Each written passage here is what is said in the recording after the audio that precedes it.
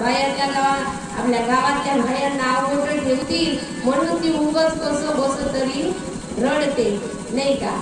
मग भक्ती कशी असावी? सुनेच्या रडण्याप्रमाणे असावी की पोरीच्या रडण्याप्रमाणे असावी? तर भक्ती असावी पोरीच्या रडण्याप्रमाणे.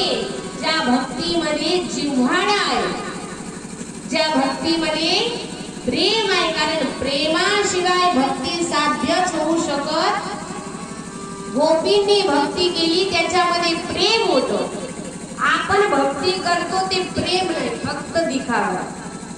आपल्या भक्तीमध्ये प्रेम नाही महाराज. जिव्हाळा निर्माण झाला पाहिजे, तळमळ निर्माण झाली पाहिजे, तेव्हा ती भक्ती भगवंताला पावते. नाही तर अशी किती आयुष्यभर भक्ती केली कोरडी तरी ती भक्ती काही कामाची नाही. कारण एकनाथ महाराज म्हणतात भक्ती प्रेमावी